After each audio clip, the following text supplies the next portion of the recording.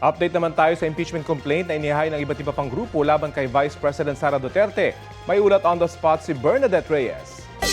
Bernadette? Rafi, bukod sa inihaing impeachment complaint laban kay Vice President Sara Duterte ngayong araw, ay may ilan pang grupo na nagsampa ng bagong reklamo laban kay Vice President Sara Duterte dito sa Kamara.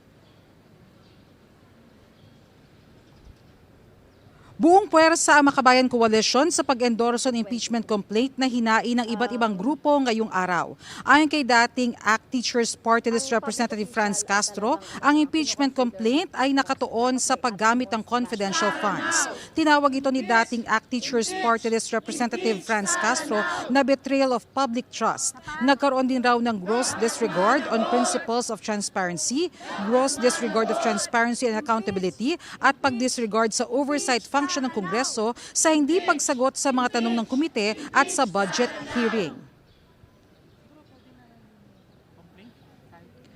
Samantala sa statement na nilabas ng Office of the Vice President, hindi na raw sila nasorpresa sa mga bagong reklamong inihain. Handa raw silang harapin ang mga aligasyon at kumpiyansa silang magkakaroon ng patas at tamang proseso. Rafi?